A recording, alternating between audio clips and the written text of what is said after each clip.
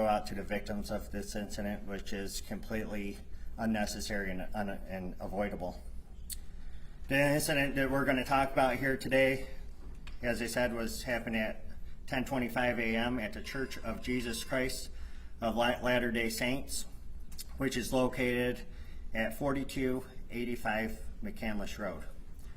During this incident, what we know right now is that a 40-year-old suspect from Burton, he's a male, he drove his vehicle through the front doors of the church. He then exited his vehicle, firing several rounds at individuals within the church. 10 gunshot victims have been transported to local hospitals at this time, including one who has been deceased. Officers who were trained immediately responded to the area.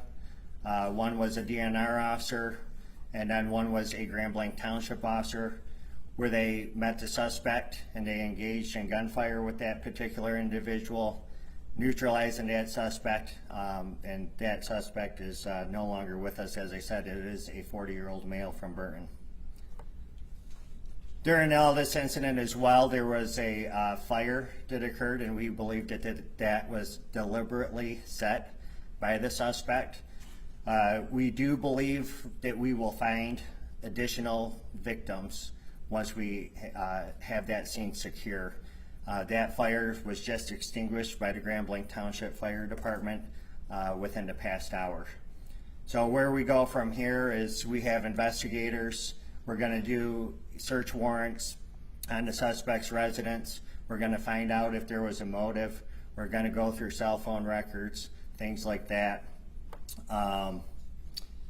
We had the FBI, they're devoting 100 agents to this area because, as you can imagine, there's a lot of witnesses that were within the church, and that is a lot of witness information, statements that we have to obtain. So I'd like to thank all the agencies who responded, the City of Grand Blanc, Genesee County, Oakland County Sheriff's Office, Flint Township Police Department, the DNR, the State Police, and the ATF. I will provide additional information for you at 5 p.m., but I am willing to take any questions that you have that I could possibly answer right now. Chief, can you talk about the progress of events? Did the suspect set the fire, then get back inside of his vehicle and then ran the front door, or did it all happen at the same time? So from what I understand, and again, this is just a preliminary investigation right now, from what I have been briefed on, is that he rammed the vehicle through the front door, exited, then started firing shots. We are still trying to determine exactly when and where that fire ended up coming from and how it got started. So we believe it was deliberately set, though, by the suspect. Were they in an active service when this happened? Yes, the service was active. There was hundreds of people within the church. Are you sure it's only one suspect at this point, or is it possible other people helped setting the fire, what have you? Yes, it is one suspect that we know of at this point. We do not believe that there's a threat to the public. We believe that we have the guy who did this. Eddie? Sir. Could you comment at all on the severity of the injuries at this time? We have a couple in critical condition. Like I said, one is deceased. The rest of them are in stable condition. A couple, maybe three or two. A couple, maybe three or two. I'm sorry. One deceased. The suspect is deceased as well, and then multiple victims are in critical condition. We do believe that we will find some additional victims once we find the area where the fire was. Any word on the weapon yet? An assault rifle. So, any, as far as ammunition, did he have a lot of ammunition? That I don't know of yet, and I could get you later. Okay. Yeah. Hey. Was the suspect known to authorities, and did he have any connection to anyone who was in that church? Right now, we don't have that information, but I'm confident that our investigators, along with the FBI, we're going to end up uncovering all that information and provide that at a later time for you. Chief, to clarify, you said there may be additional victims like inside the church? Or? Yes, where the fire was. So, and the reason why we can't confirm that just yet is because it was a large fire, and we do believe that there was people up there that were near that fire, and they were unable to get out of the church. So we do believe that we will find additional victims once we're able to search that, once there's no signs of a fire reigniting. So do you believe that the victims that are still there, they succumbed to fire injuries or gunshots, or you're not sure? That I'm not sure, but I could provide all that information hopefully at 5 p.m. The shots were fired in the. Shots were fired, Sorry, yes. And he had no idea how many though at this point. No idea how many at this time. Yeah. Can you Sure. describe the church? Is there like a worship area and then like a gathering space or something like that? That I have not been in, so I can't tell you the layout. Chief, can you kind of describe the process of how things change for tactical response when there's an active fire? Every training I've seen, it's always been a building that has not been on fire. So how do you then deal with an active shooter when you have that situation happening as well? Well, we are here at Grand Blanc Township, and there's a lot of agencies within the state of Michigan. We are specifically trained to go right to the threat in an active shooter situation. And I'm proud of my guys and the DNR who responded to this scene, who immediately took that suspect out, so there was no additional victims. So it was a great job by our staff. Okay. So it was a law enforcement officer that neutralized the suspect? Yes, there was 2 law enforcement officers involved. I will be back here at 5 p.m. to give you additional information and hopefully answer some of the questions that you guys went over here today. So, okay? Supervisor Bennett? I could just go sit in here. I'm so sorry. Thank you so much. Sorry. Well, Scott Bennett, Grand Blanc Township Supervisor. Scott, S-C-O-T-T, Bennett, B-E-N-N-E-T-T. First, let me say we are heartbroken. This kind of violence doesn't happen in our community, and we are heartbroken that it came to Grand Blanc Township. And we're going to do everything we can to support the families, the victims, and our community getting through this situation. And it's something that no community ever wants to have.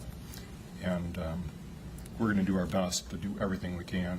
We appreciate the outpouring of support from our elected leaders from both national and state in offering their assistance, and we probably will take them up on their offers. So we appreciate that very much, and we appreciate the community reaching out to us also. So the details are yet to come, as Chief Rennie has said, and we'll wait for a little bit later today when we have the rest of the situation assessed. But it may take a little while to do that. But thank you for all the support, and I'm sure that the families and the victims are going to need that. It's a tragedy that nobody wants to encounter. Thank you. Chief, before you step out, can you go over the process with family members, where you want them to go, who they should call to get more information and reunification? Yeah, so those family members, they are in a secure area right now. They have been taken over to Trillium, so that's where the FBI will interview them and then release them from there. So. I mean, in terms of anybody who might be at home who's not there, who wants to check in to see if their loved one is okay, is there a number or a place that you want them to go? Yes, you could call the Grand Blanc Township Police Department, 810-424-2611. Thank you. Thank you, Chief.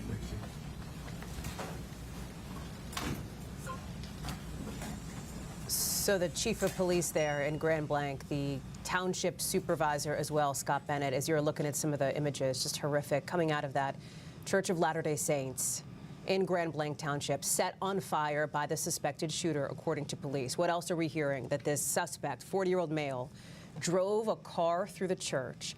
10 people were shot. One of them is dead. A couple, some unknown number, likely 2 or 3 based on police. A couple, he says, are in critical condition. The rest are in stable condition. They do believe that the suspect set the fire inside the church, and you can see just what an active scene that has been. The fire appears to be engulfing most of the church, and this happened, according to the chief of police, while the service was going on inside. Hundreds of people in the building when this shooting happened. Sadly, the chief of police suggests that they may find additional victims as well once they are able to get into the building and assess the extent of the damage and the extent of the loss of life after the shooting. You can see the location of that Latter-day Saints church there just south of Grand Blanc. It's itself basically a suburb of Flint, Michigan. The FBI is investigating. There are 100+ agents involved, and you can see in some of this eyewitness video coming in the smoke billowing into the air. I want to bring in our Maya Eaglin, who's been covering this for us. And Maya, there have been so many questions about this. We do know, and we should say that we heard from the chief of police that officers did essentially take down that suspected shooter, shot and killed him. At least that's what the chief has suggested.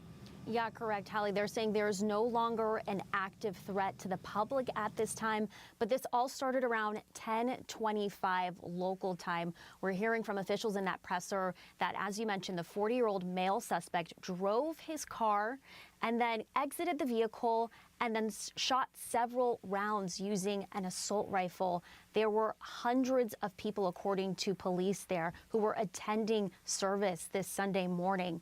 And we are still waiting to hear the extent of the damage. We do know that 10 gunshot victims were transported to a hospital. One of those 10 unfortunately died. Some of them are in critical condition, others in stable condition. But authorities have been able to, as you said, neutralize the shooter in this active situation. They're asking folks to avoid the area, even though there is no longer a threat.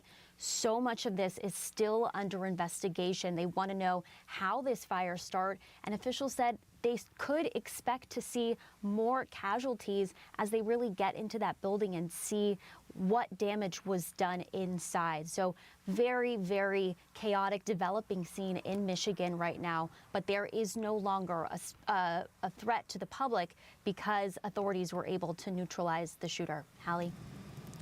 Maya Eaglin. Maya, thank you very much. As mentioned, this is about an hour north of Detroit where this has happened in Michigan. Hundreds, again, or dozens, we should say, about 100+ agents involved in the investigation. You see the map there. We are going to continue to follow the developing news on this. We expect another briefing from police just about 4 hours from now. We will bring that to you when it happens, as well as any other developments throughout the day. We appreciate you being with us, and we'll keep you posted. More on NBCnews.com and coming up tonight on Nightly News. We'll see you then. I'm Hallie Jackson. For all of us here at NBC, talk soon.